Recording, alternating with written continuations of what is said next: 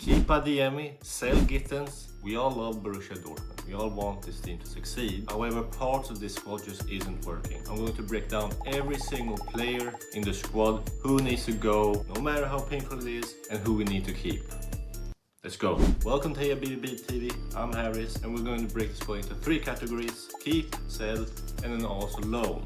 Let's start with the goalkeepers and the defenders. Let's start with our number 1, our main man in goal, Gregor Kobel. For me, this one's easy. He's a 100% keep. Although I have seen some fans wouldn't actually mind selling him, which is bizarre. Sure, this season he hasn't been perhaps as flawless as he was previous seasons. His passing and build-up play, we all know, hasn't been great, especially under Şahin. But then again, who was good under Şahin? That whole team was a mess. But now with Niko Kovac, we've already seen signs that he prefers Kobel to go long rather than build from the back, which suits him better and honestly perhaps perfectly. In my opinion, in my eyes, he's still one of the best goalkeepers in the world. We know his capabilities, we know his talents. He is absolutely untouchable. Next up is Marcel Lotka. I'm just going to keep it brief with him. And honestly, there's no future for him at Dortmund. His contract runs out this summer. He's never really had a chance to break into the first team. Not because he's bad, he's just not good enough. He's not to the standards of Kobel or even Meyer.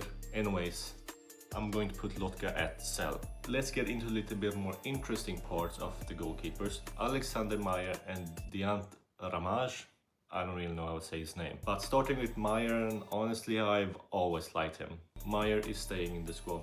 He's not flashy, but every time he steps in, he's solid and reliable. Whether it's a Bundesliga game, whether it's a Champions League, he never really looks out of place. He's now 34, brings experience, he knows his role, doesn't complain, and the team and the fans clearly trust him. Now, mentioning Diant Ramaj, he's a little bit of a wild card. Dortmund signed him in the winter, immediately sent him out on loan to Copenhagen, and honestly, that whole move just screamed, just in case Kobel leaves. But now that Kobel is staying, the plan obviously changes, and he needs regular first team minutes, which he's not going to get behind both Kobel and Meyer. So for me, loan is only the next logical step. Let's just make sure he's not going on full-on Zidane mode. Now, on to the defenders. This was actually surprising going through, and you'll see why in a minute. Let's start with Rieschon. For me, he's a no-brainer keep. Personally, one of my favorite players in the squad. He arrived on the cheap, flew under the radar. It was obvious early on that he was one of the hardest workers on the team. He's a quality fullback who always puts defense first. Even when he doesn't win a tackle right away, he runs back, scrambles into the correct position. In my opinion, he's our best defender as a right back or left back since Piszczek. His mentality is exactly what this Dortmund side needs. Keep. Now, Niklas Süle.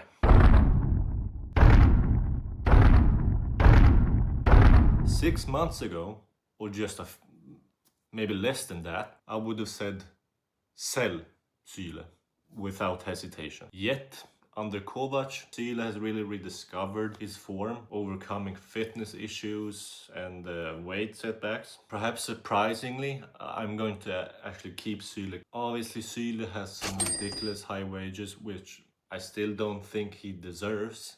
But if he just does the same thing again next season, where he doesn't perform or just gets injured, we are not signing that contract extension. On to our next centre back, Waldemar Anton. He's a keep. Under Şahin, Anton struggled badly. He made some costly mistakes, misplaced tackles, and just poor passing. He was basically a shadow of the Stuttgart version we bought and who we remember. But since Schlotterbeck's injury, with Süle, he has stepped up exactly like that reliable Stuttgart star we bought. He obviously took the headline against Hoffenheim, where my pants flew off. He's a keep. And on to our next, Nico Schlotterbeck. If I'm keeping Süle and I'm keeping Anton, I'm obviously gonna keep Schlotterbeck. I'm not dumb. He was one of the few to perform under Şahin and never really dipped in form before his injury. It's a shame he won't be back until September, I believe. Keep Rami Bensebaini. This season, Bensebaini has become a Benza Maldini. He has been producing Maldini-esque tackles and honestly fully earned his place. He's more of a center back now under Kovac, after that Svensson now has come into the squad. And he really fits there. He's been great. So Bensebaini, keep. Now on to the Swedish boy. Why am I saying it in an accent? Daniel Svensson. As a Swede, I have never even heard of him. But he has really exceeded everyone's expectations from just day one. He injected our game with energy and versatility, has proven to be both reliable on the pitch and, from what I've heard, a professional off the pitch. He has been so good that we have in fact signed him permanently on a very cheap 5 million. So he's now not even a loanee anymore, so you're all free to fall in love with him for now. Keep.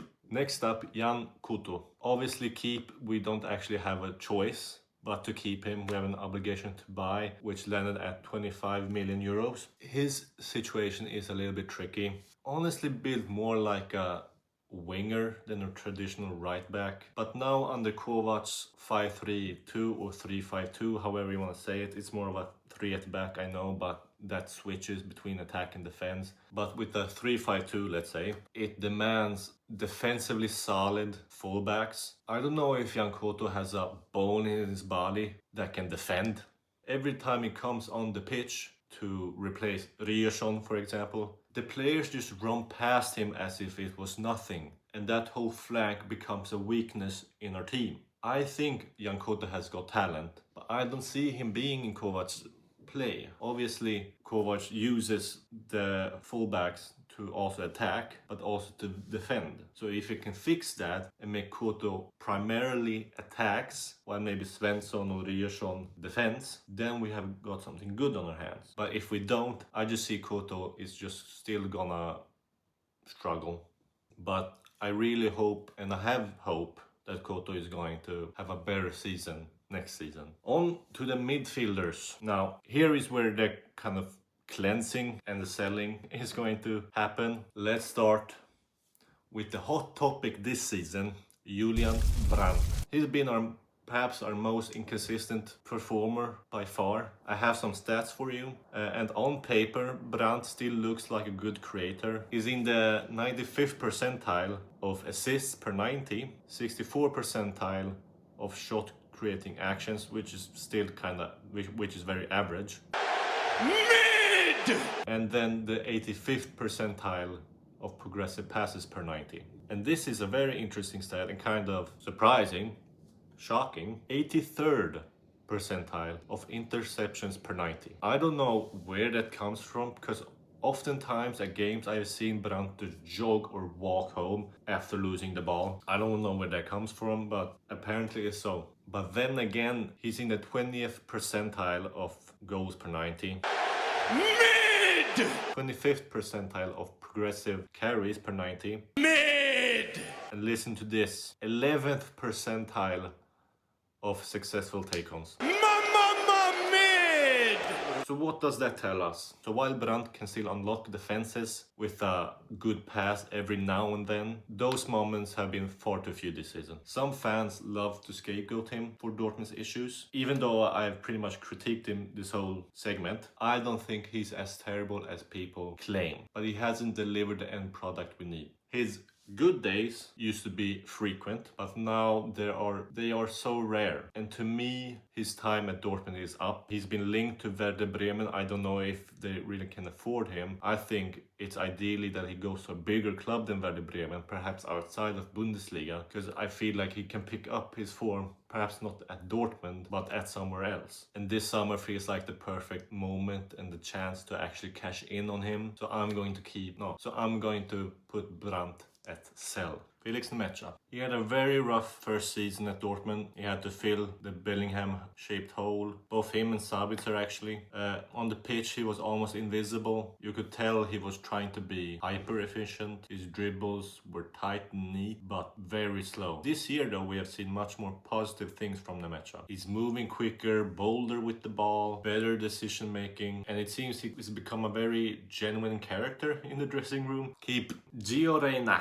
This is a sad one, actually. From the first moment we saw him in Borussia Dortmund, his debut against Werder Bremen in the DFB Pokal, that banger of a goal, I was like immediately sold. And I don't know really why it didn't work out. He ticks most of the boxes. He has decent pace, good dribbling, good technique, vision, killer instinct, both to score and to set up teammates. Even Haaland dubbed him the American dream. It always felt like he was on the verge of a massive breakthrough, but it never quite clicked. Injury stalled him. That loan spell at Nottingham Forest was trash, and it's hard to pinpoint exactly why he couldn't translate that raw talent into consistent performances. But I think he just needs a club that can almost build around him.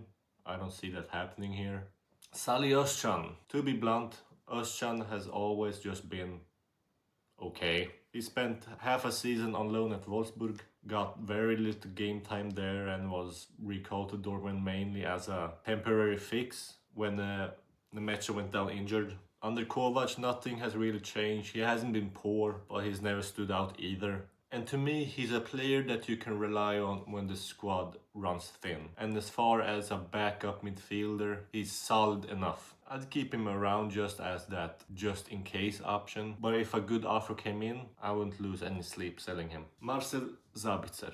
Last season's Champions League hero against Atletico Madrid feels like yesterday to me. And on the shine, he was nearly invisible. And even once Kovac took over, he spent long stretches on the sideline just injured. Sure, his work rate, off the ball and link-up play are still solid, but we're paying big wages for end product, and this year it simply hasn't come. Some of you guys are probably saying, why did you keep Salih Özcan but you're now selling Sabitzer? It's because of the budget and the wages. Sabitzer will get us more money as his market value is higher than Özcan. He has one of the biggest wages in the Dortmund squad. Freeing that up is greatly important, especially under this summer transfer window. Next up, Emre Can. One moment he's the perfect captain, the next day easy scapegoat. Fans seem to swing between loving and loathing Emre Can. It's always a 50-50 split. Some are very loyal to him, his leadership and versatility, while others trash talk him like he's the season's biggest flop. Me personally, I really like Can, but only as a center back. He just feels more at home at the back than he ever did roaming in the midfield. He's not trying flashy tricks or Hollywood flicks. He's just doing his job really good. Now, this wasn't the case before a few seasons ago, maybe even last season, where people, including me, were critiquing that I always did unnecessary dribbles in the midfield or in the back. So I'm glad that isn't part of his game anymore. So for now, as long as Schlotterbeck isn't our captain, I'm happy Emre Can is. Emre Can is a keep. Next up, Pascal Gross. Keep. He's a new signing for Dortmund, but an old head. 34 this year. Damn!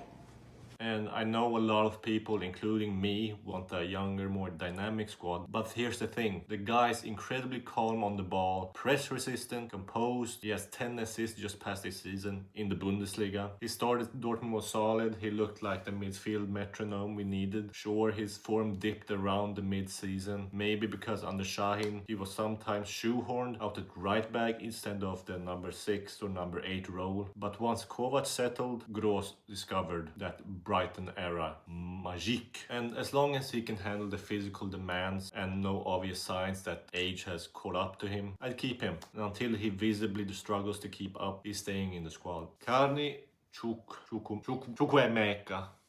Carney Chukwuemeka. Chuku. I'm just gonna call him Chuku or Carney. He's a no buy. I don't have that category, but sell. We're gonna put him at sell. He has obviously technical talent. He's been great, and when he comes in, he's been quite impactful at times, but his price tag is roughly twice his market value. And since February, when he first joined, he's just made 10 appearances. And most of those were off the bench. Basically, it's just too small of a sample size of games to justify spending 30 million on him. And Dortmund seem to walk away from that deal, which I am agreeing with and I'm totally fine with. They're trying to extend his loan for 2 weeks for the Club World Cup. I don't know why you're just extending 2 weeks. The Club World Cup is longer than that, but perhaps Sebastian Kehl and the board just don't believe in Dortmund going that far in the competition.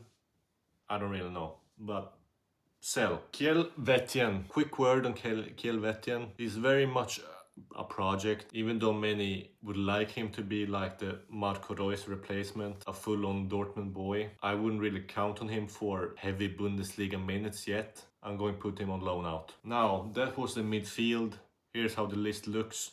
Now on to the forwards. Guirassy has been nothing short of absolutely sensational. First of all, he claimed the Champions League Golden Boot with 13 goals with Rafinha, and also setting a new record for most goals in a Champions League season by an African player. In the Bundesliga, got us 21 goals for a side that under Şahin struggled to even create clear-cut chances. Some people labeled him as a one-season wonder at Stuttgart, but they were, completely wrong. And Guirassy has delivered exactly what Dortmund signed him for.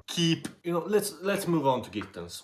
I'm going to put him at sell, mostly because of his value. We can get him from around, I believe, 60 to 70 million. I believe Chelsea is preparing an offer around that figure. And that money is really important and really big, so we can reinvest that too. I mean, we know Dortmund is not going to spend over 30 million on a player because Watzke still thinks we are just at the brink of bankruptcy. However, that is big money. And this season, Gittens has been a two-sided coin. The first half of the season, he saved Şahin's ass multiple times, not just Şahin's but also Dortmund. He was so crucial to us and he decided many games, a lot of them. However, in the second half under Kovac, we saw him that he wasn't favored. He really didn't actually do anything during that point. I'm really grateful for Gittens this season. He himself seems to really want to leave, with reports that he said, I'm not even here next season in the dressing room. Kinda distasteful, but it is what it is. And I don't think he really has a good future here at Dortmund if he were to stay. And hopefully he will do good at Chelsea. But I actually have my doubts. We have seen Sancho go to the Premier League and he didn't really do well. So if Sancho didn't, I don't think Gittens will. Karim Adeyemi. Karim Adeyemi is probably one of the first players that pop up into your head alongside Guirassy from like international fans and the average football fan who isn't really interested in Dortmund. Karim Adeyemi is one of the players. He's kind of a poster boy with his speed, with his athleticism, and just that beautiful, beautiful afro. And he's just generally cute. Little pookie wookie. He's a keep, by the way. He's a keep. He's just a freakish athlete that can make him a nightmare for defenders. Sure, his ball control can be a little bit hit or miss. Half the time he has the ball at his feet all the time and it seems like it's impossible to get it away from him. And then other times the ball just bounces away. But over the past seasons, he's seemed to have sharpened his finishing ability, far more efficient in front of the goal. The first half of the season, before he got injured against Celtic, he was really scoring a lot of goals and a lot of important goals. Again, it has been like this the past few seasons where we say if he stays consistent and healthy, he will become great. But he hasn't done that yet. I agree we should keep him, and I agree that there's a big possibility that he will become a great player. However, I also believe there's a chance we will just be in the same stuck position where he does good for a few games, then drops off or gets injured, and then the cycle repeats again. And the last player is Maximilian Bayer. He's a keep. I believe he has potential. I didn't know much about Maximilian Bayer before we bought him, except for when he pretty much destroyed our squad when we played Hoffenheim at home. But for me, his first season has been okay. Under Şahin, he really didn't do like anything. And then again, under Kovac, that's the theme here. That has been the theme. Under Şahin, bad. under Kovac better, at least, except for Gittins. So I'm gonna keep Bayer because I believe him and Girassi or him and Adeyemi as the two forwards up top with a good 10 behind him, whether that's perhaps it is Brandt still or Cherki, let's hope, or someone else. I think that has really worked for us against pretty much everyone. So I'm gonna keep Maximilian Bayer. So that wraps up our breakdown of Dortmund squad. If you enjoyed this, hit the like button and subscribe, the typical stuff for more Heya BVB TV content. If you have other thoughts, if you want to sell someone, or if you want to keep someone, or if I've forgotten someone, I really hope I didn't. Comment down below your own opinions of who we should sell and who we should keep or loan out or something else. So thanks for watching, thanks for supporting the channel. I'm Harris and I'll see you in the next video.